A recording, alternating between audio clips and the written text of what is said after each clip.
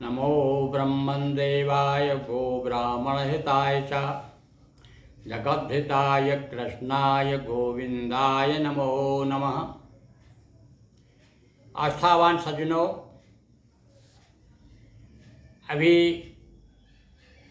श्रीमद् भागवत पुराण के अंतर्गत भगवान श्री कृष्ण की लीलाएं हम सुना रहे हैं और बीच बीच में आपको प्रमुख प्रमुख त्योहारों की कथाएं, पर्वों के विषय में भी बताते रहते हैं। आज हम चर्चा करते हैं मार्गशीर्ष मास शुक्ल पक्ष की एकादशी, इसे मोक्षदा एकादशी कहते हैं। यह जो ग्यारस है ये मोक्ष देने वाली ग्यारस है। इसकी भी बड़ी सुंदर कथा है और आज मैं आपको कथा सुनाता हूँ। जो भी एकादशी का व्रत करते हैं उन्हें हर माह उस मास की एकादशी की कथा भी सुनना चाहिए, उसका भी विशेष फल बताया है। तो लीजिए संक्षेप में आपके सामने कथा सुना रहा हूँ। भगवान श्री कृष्ण से युधिष्ठिर ने प्रश्न किया, हे प्रभु, कोई ऐसी एकादशी बताइए जो कि मोक्ष देने वाली हो। भगवान ने कहा, अच्छा, ऐसी एकादशी अगहन मास की यानी मार्गशीर्ष मास की शुक्ल पक्ष की एकादशी है, इसे मोक्षदा एकादशी कहते हैं। इसकी कथा सुनो। इस कथा सुनने से निश्चित रूप से सारी व्यथाएं दूर होगी और मोक्ष प्राप्त होता है। और देखिए किस प्रकार से एक राजा ने इस एकादशी का व्रत करने के बाद अपने पिता को मोक्ष प्राप्त कराया, वह कथा मैं सुनाता हूँ। भगवान श्री कृष्ण बोले, चंपक नगर में एक बैखानस नाम का राजा था। बड़ा ही धार्मिक, दान पुण्य करने वाला राजा था। एक बार उसे स्वप्न आया। स्वप्न में उसके पिता दिखे कि अधोगति को प्राप्त हो गए हैं, नरक में पड़े हुए हैं और बहुत दुखी हैं। जब उसने स्वप्न में इस प्रकार से अपने पिता की अधोगति देखी तो बड़ा दुखी हुआ। प्रातःकाल उठ करके कुछ नगर के ब्राह्मणों से सलाह ली कि भाई मुझे ऐसा ऐसा सपना आया और मैं चाहता हूँ कि मेरे पिताजी को मोक्ष प्राप्त हो।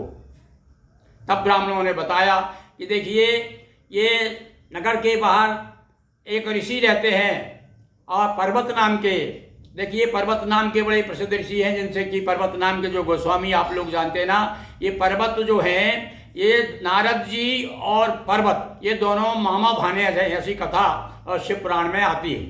तो ऐसा पर्वत मुनि के पास में भेजा। ब्राह्मणों ने कहा कि भाई वो त्रिकालज्ञ हैं, ये ऋषि लोग जो है भूत भविष्य वर्तमान काल जानते हैं, उनसे पूछिए, वो विधान बताएंगे। तब राजा जाकर के पर्वत मुनि के पास जाता है, प्रणाम करता है, जाकर के प्रणाम करता है।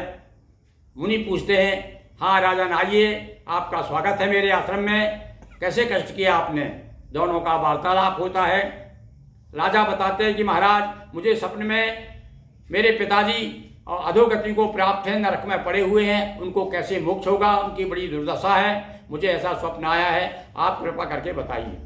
तब उन्होंने ध्यान धर के, पर्वत मुनि ने ध्यान लगाया और ध्यान धर के देखा कि अरे तुम्हारे पिताजी, यहाँ आप समझ में आया, तुम्हारे पिताजी की 2 पत्नियां थीं और वो क्या करते थे, एक पत्नी को विशेष प्रेम करते थे और दूसरी पत्नी की अवहेलना करते थे, बल्कि दोनों के अलग अलग महल थे। तो एक दिन दोनों रानियों ने बड़ी निवेदन किया कि आज रात मेरे यहाँ बिताएं। बड़ी रानी ने भी, छोटी रानी ने भी, किंतु राजा जो है एक रानी को संतुष्ट किया और दूसरी रानी के पास में नहीं गया। उस दोष के कारण राजा को अधोगति प्राप्त हुई। और तुम यदि मार्गशीर्ष मास की शुक्ल पक्ष की एकादशी, इसे मोक्षदा एकादशी कहते हैं, इसका तुम व्रत करो, सारे परिवार सहित रनिवास में सारे लोग करें, तो निश्चित रूप से तुम्हारे पिता के अधोगति से जो है मुक्त हो जाइए। राजा घर आता है, घर आकर के अपने पुत्र और परिवार सहित और जितने रानियों सहित सब एकादशी का व्रत करते हैं। कौन से मास की एकादशी? मार्गशीर्ष शुक्ल पक्ष की एकादशी। और उसके व्रत करने से उनके पिता को मोक्ष प्राप्त होता है। भगवान श्री कृष्ण कहते हैं कि हे युधिष्ठिर, इस प्रकार से जो इस व्रत को करता है उसके पितृ जो हैं यदि अधोगति को प्राप्त हैं, नरक में पड़े हुए हैं, तो निश्चित उन्हें मोक्ष प्राप्त होगा। बोलिए वृंदावन कृष्ण चंद्र की जय। दोस्तों वीडियो को लाइक शेयर कर चैनल को सब्सक्राइब करें। बहुत बहुत धन्यवाद।